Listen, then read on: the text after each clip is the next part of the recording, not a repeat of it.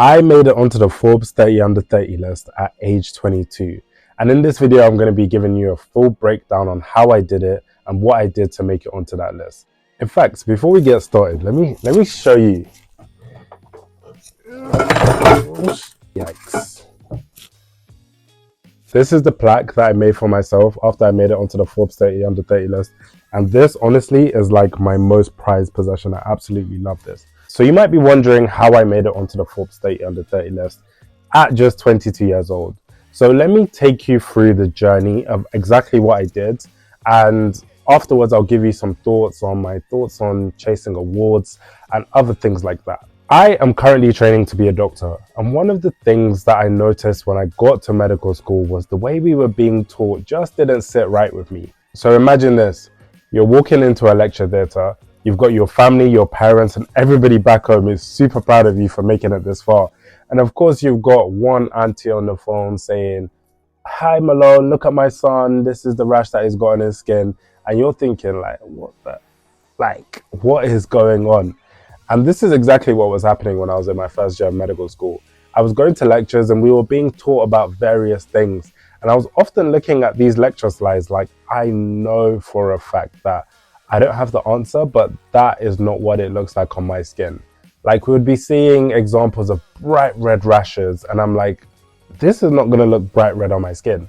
And it was so much to the point where sometimes I even had to double take. Like I was so confused as to why this wasn't being addressed that I would genuinely look at my skin and go like, am I capable of that stuff? Like, I am not sure. I decided to take matters into my own hands, and I wanted to be the person that creates the solution to this problem. Of course, at the time, I didn't realize that this was actually a problem, and I thought that maybe somewhere, somehow, somebody has figured this out because I thought it was too simple to have not been figured out. But what I kind of learned along the journey is that actually nobody had done a substantial piece of work to be able to give me the answer to these questions. But I didn't actually realize the amount of work that was needed. And I also didn't actually realize the scale of the problem. I thought the problem was just confined to my medical school without realizing that the problem was actually a global problem. So what we did is we set about creating a handbook of signs and symptoms on darker skin. And this was getting pictures of medical conditions, what they look like on darker skin, and also being able to put descriptors such as what you need to be able to look out for. For example, if you're looking for a bruise on darker skin, sometimes on light skin, you're just able to see it straight away, or you might see it going yellow or purple. Whereas when you're looking for a bruise on darker skin, you want to be looking at the undertones of the skin. And usually the undertones of the skin is where you see signs like a deep purple, deep red color, which is not the same color as the skin, as well as just feeling the rash as well or feeling the bruise. And this was something which it sounds so simple when I'm saying it now, but when I started on this journey, this wasn't common knowledge as it is today. And this is testament to some of the work that we've done as well. So we created this handbook and it had pictures and descriptors of what conditions look like on darker skin. And this handbook was sitting on my laptop as an ebook for so long. And this was during 2020 when there was COVID, there was the Black Lives Matter movement, and everybody was just indoors and really glued to their phones. And I decided that I was going to make a tweet. So this is a story that I've actually never really shared publicly, but this tweet at the time was just a way for me to build up some traction amongst my friends. And then I could show this as a way to prove that my idea was a good idea. So when I set out to create the original tweet, all of it was doctored. Like I made the tweet, posted it in the group chat and said, guys, like and retweet this and comment below it like you don't know me.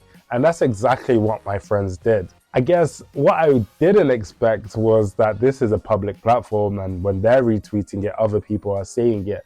And I just remember waking up the next morning with 20,000 retweets on a tweet.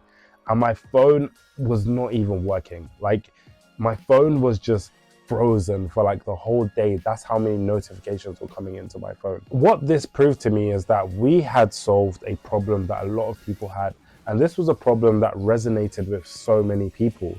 And through this handbook, we were able to connect with a global audience and realize that actually this problem is a lot bigger than I thought. One thing that was super important for me as well was making sure that we have the handbook in a place that is accessible to many people. and in a place that if I decide to change something, I can just literally change it so quick. So I created a website, www.blackandbrownskin.co.uk, and this was a website where Mind the Gap was first posted, and it's still there to this day. And to this day, I think we have had over 500,000 people visit and read Mind the Gap ever since launch, which is just like, the numbers are actually insane. Like, I never actually realized how big those numbers are until I start to contextualize them into certain things. Like, I will go to like a football stadium and be like, oh my God, like I could fill up this stadium 5 times with the amount of people that have read my book, which is just insane. So after Mind the Gap, one thing that was super important for me was to continue going. I knew that this problem could not be solved by simply just creating a book, putting it out there on the internet, and just expecting people to be able to get on with life. So we created Black and Brown Skin, which was the website where Mind the Gap was, and then we added loads of medical images to that website. Today, I think there is over 250 images on the website of different skin conditions. So anytime people can come to our website and just search for a skin condition that they need. I then went on to create a few other ventures, and I have some more videos coming out about what I learned from these ventures, what I would do differently, and essentially everything that I would just give as a tip for anybody who's starting out. I managed to make it onto the Forbes 30 under 30 list simply because of the amount of impact that we made. The impact that we made with over 500,000 people reading Mind the Gap is what we know of, but I'm sure this figure is a lot higher. And I think the impacts alone that we had was enough to be able to make it onto the list. For me, making it onto the Forbes 30 under 30 list is one of my biggest achievements today. And this is simply because I grew up looking at the Forbes 30 under 30 list every single year and thinking, wow, what does somebody have to do to be on that list? So making it onto the Forbes 30 under 30 list for me was almost confirming that I'm actually capable of doing things that seem like crazy dreams at one stage. However, when it comes to making it onto the Forbes 30 under 30 list and other awards of such, my advice would be to never chase the awards. Growing up, I used to think that the day I make it onto the Forbes list, I'm going to be the happiest person in the world. All of my problems will be solved. And I vividly remember the day I made it onto the Forbes list, it almost felt like, now what? There was almost a feeling of emptiness inside of me, which I never expected to feel. It's almost like getting to the top of the mountain and seeing the view and just going, all right, time to go. And that's why I say never chase awards. Also, I think if you chase awards, you're playing a game which you can never win. Simply because the people who are focusing on doing the work and having the impacts, the awards will come to them. Like, I never focused on making it onto the Forbes 30 under 30 list, but I focused on making the most amount of impact that I could make with my community. And if you chase the Forbes 30 under 30 list, you'll always be running behind. Other thing I'd like to reiterate is that awards are always a lagging indicator. I made it onto the Forbes 30 under 30 list at 22 for work that I did when I was 20. So it's important to note that the work gets done first and then the awards come later.